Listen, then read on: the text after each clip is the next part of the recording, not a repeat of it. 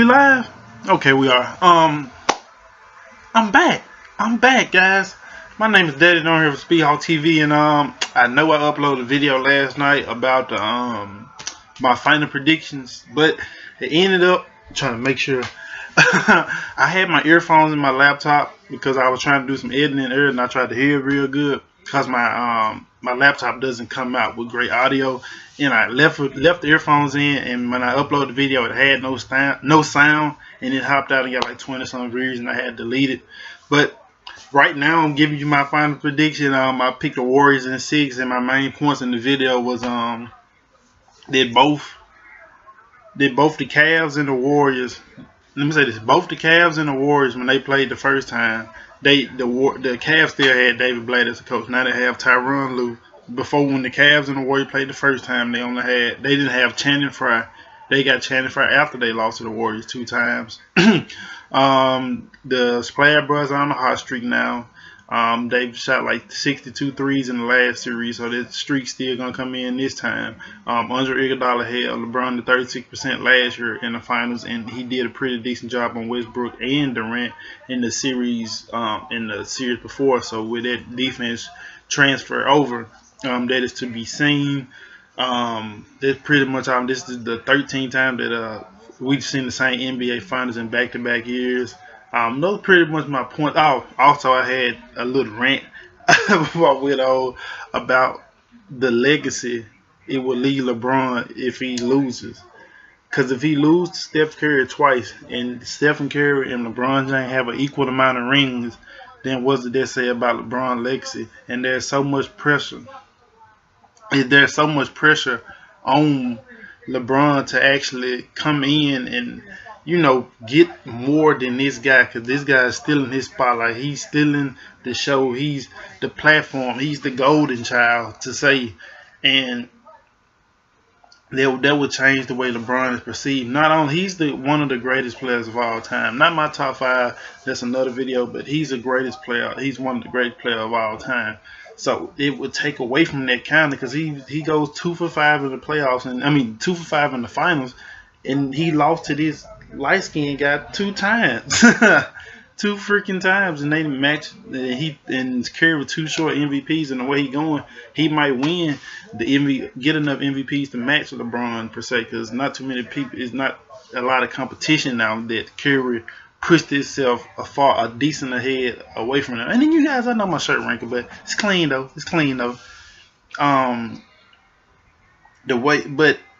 I came today because I was watching First Take and His and Her this morning.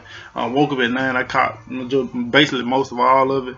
And when it got to the point, it was talking about why people don't like Stephen Curry or the LeBron hate. And my question is, why are you hating either one of these guys? What's to hate from either one of these guys? And I know I talk sports all the time. This is my platform that I talk it on. So if you go back and watch the video, you'll hear me talk about all of these guys. Both of these guys. So my thing is, why? LeBron, kid from Akron, Ohio, 17 years old, graced the cover of Sports Illustrated, single parent household, came up under the spotlight. Basketball, 6'9", 250, go on to win 4 MVPs, Olympian, 2 world championships.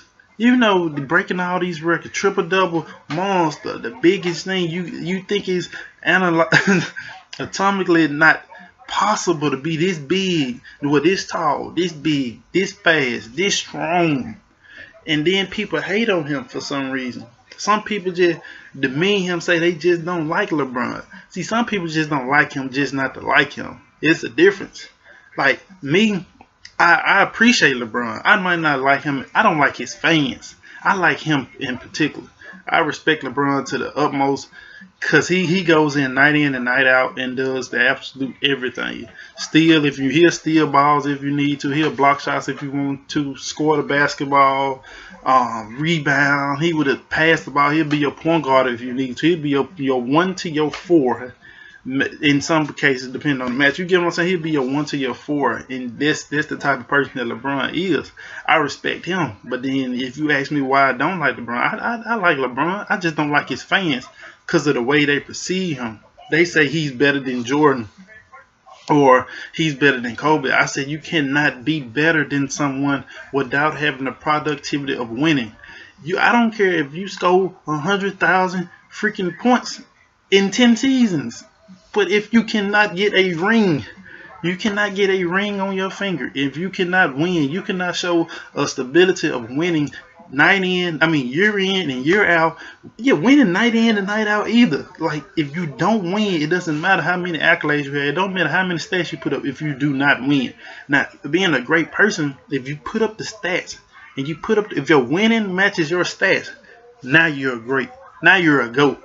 We got an arc on that on our page. You can check our Twitter page or what else for the we got a who's the GOAT, because you check it out. Jordan had the stats. The all-time league, he averaged like 30 points a game through his career. And he rebounded. He was assist. He was a tremendous defender. Not the best defender on his team, but he was a tremendous defender. But at the same time, he had the wins that matched the stats. 30 points a game, okay. But he won with those. And you look at a Kobe, he averaged like 27, 28 in his career. He won 5 rings. And they say he only won with Shaq. He won 2 without Shaq. He won Paul Gasol. Somebody wins with somebody. You're going to always win with somebody. If you take any case, you can say, you can put anything. Jordan would have not won without Pippen. Then you can say Kareem would have not won without Oscar Robertson and Magic Johnson. You can say that, I'm running out of superlatives. But you get not superlative, but you get what I'm saying, comparisons. Like, you can't say that. Then you say Bill Russell won without Bob Cousy and John Havlicek. It's a lot of people that won without somebody, but everybody needs somebody. So you can't knock Kobe. You can't knock these guys for what they didn't have. And then you say, oh, you name these people, but what happened? Why LeBron didn't have these people? LeBron didn't have. So you dealt the hand that you play the hand that you're dealt. We can't stop nobody. If you look back at Kobe, back when they won, they had Sasha Vujacic. It was a lot of just like scrub past the top 5. Not taking nothing for Derek Fisher, but he just really was not something. We had a lot. It was a lot of low-rated players. It was Trevor Reason run. I test those guys, but they was on the downfall. They weren't on the still hot thing, the hot streak that they were on. When you think about their name, they weren't that. It was just a well-ran team by Phil Jackson and the rest of the coaching staff. But outside of that, that's what I'm talking about with LeBron James. People are hating on this man for his success. For his success in basketball, people are hating on him. And that's why I said I don't hate LeBron. I just hate his fans and the way they perceive him as being the upper echelon. He's on a higher plateau of basketball, all in that sense. And then for the people, then I also read that people hated Steph Curry. I'm like, I thought Steph Curry, to me, I appreciate Steph Curry for everything he do for the game, and I feel like we're watching great. Same way we are with LeBron. But watching Steph Curry, we watching the greatest shooter of all time. You watching the exhibition every time he goes out there on the basketball court. He lights it up like none other from that range, shooting shots from almost half court. But people, like, at one point I remember it was a complete LeBron hate. Like around 2012, he collapsed in the finals against the Mavericks. It was a complete LeBron hate. LeBron ain't nothing, yada yada yada. Then he win 2 rings. Now he's up there now. But now it's Curry. Now Curry getting all the hate when he's winning. I'm like, he basically led his team to a 73-9 season. Come in here, goes 4-1 the first round. Then forget that he's the 2-time, he's a reigning MVP back-to-back season, and then he coming in with already 1 ring, and he going into this going to be his 7th year in the league. And the man has shot 400 threes. 403. He's broken his record twice. He's broken his own record twice, and then Steph Curry got the other record, the 3rd record. Like the 3rd on most 3-point made in a single season. But my point I'm getting to is, you hate on this man, and he's succeeding. I can see if you don't like a man that's not doing anything. But then again, you can say, oh, it's because he light-skinned, and the media babyfy him, and all the other things behind it.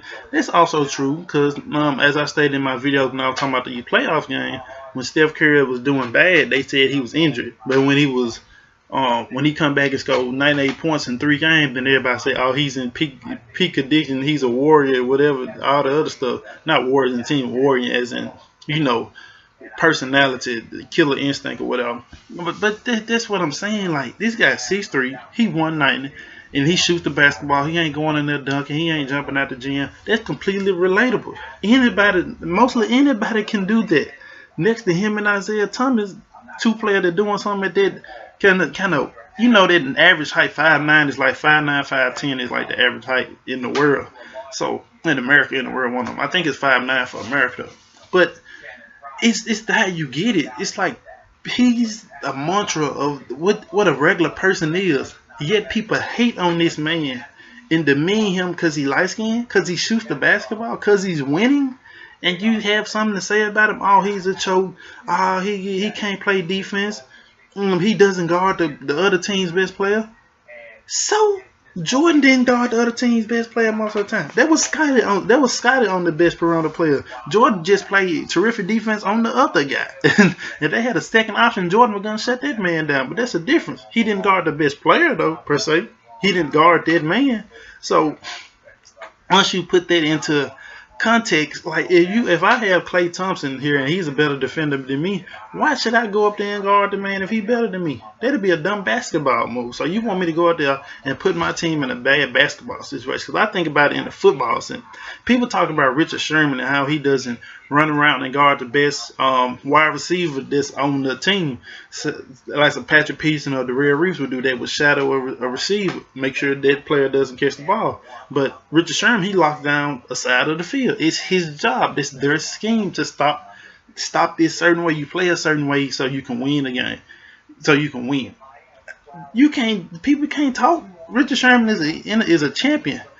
Darrell Reeves is okay. He's also a championship, but Patrick Peterson, Joe Hayden, the rest of them guys cannot talk. You cannot talk about this man because they're a champion winning in a certain way. You cannot talk about Steph Curry not guarding the best player when they winning, when him not guarding the best player. Then you say, well, he's not the primary reason. If you look on the offensive end, even when he doesn't have the ball, he kind of has the ball. He got 2 eyes watching him at all times. He's always constantly running around screens. So he take away 2 men out of the equation automatically. Him, Steph Curry, and mostly Andrew Bogut or some guy like that. He gonna be setting the screen right there. So there's 2 men. You playing 3-on-3 basketball, and then the rest of the guys on the other side of the court, they setting picks and screen for himself. So the man with the ball, he basically playing one-on-one offense. And if one of those guys get free on the screen, either Steph or Klay on either side, then you have a problem. Then you have wide open shooters. But Steph was taking most of the attention, and when he take attention, especially like on fast break situation when they pick the tempo up and the defense doesn't have time to think about where every guy is, then next thing you know, you got Klay Thompson raining down threes on you. So Steph Curry is a valuable member of his team and his offense. You say, well, he don't shoot, he don't score 50-some points, yada, yada, yada, yada, yada. This is some barbershop talk. A lot of people don't score 50, but you get what I'm saying, that it's out of where I would think that people should actually go to when you pick up an argument on this guy. Why should you hate on LeBron when he's doing what he has to do? He's a proven champion. He's an MVP. He's an Olympian. You look at Steph Curry. He's relatable. He's 6'3", 190, shooting the ball like any one of us can go in the gym and learn how to shoot the ball. Everybody can't walk in the gym and learn how to dunk the ball like LeBron James. Or be 6'9". You can't just wake up one day and be 6'9", but you can be 6'1" to 6'3". It's not too much. It's not like a huge difference. Especially if you 6'1", 6'3", you might just be playing point guard anyway. But if you get what I'm saying, I don't understand the hate. Stop the hate. Stop the star hate. Stop the LeBron versus Curry hate. It's absolutely unnecessary. And in the debates that you bring upon of why you don't like this guy, or why you don't like the team, or whatnot, it doesn't make sense basketball-wise. It's more personal issues. It's more like, oh, he choked this series or whatever, and oh, he's light-skinned, he get what he want, yada, yada, yada. Squash that. Leave it to straight basketball. How does the man play on the court? What do you see from the man playing on the court? It doesn't make any sense to me. And Curry averaged 2 steals, so how does he not play defense? But Russell Westbrook laughed up. Next thing you know, he got dead in. Next thing you know, Russell Westbrook got dead in by Curry. So who playing defense when a man go off for 30? The second time, and again, and again. But My name is Daddy from Speedhawk TV. I hope you guys liked this video. If you did, make sure you like, comment, subscribe. If you could, when you drop down in the comment section, man, why you think people hate on these guys, or why you in particular don't like these guys? I'm not objective. I just like talking sports most of the time. So, man, hey, follow us on Twitter, Pinterest, Tumblr. We got all that. You already know the name, Speedhawk TV.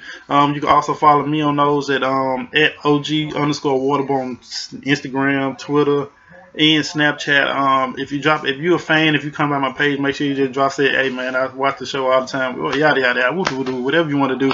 Also, if anybody watching this show, you got your own YouTube channel, you want to do a collab, I'm wide open to it, man. You help me on my videos, I help you on yours, yada yada yada yada yada. We gonna all blow up together. Just trying to make it the ESPN. But like I said before, my name is Daddy, and I'm from Speedhawk TV. Check that outro.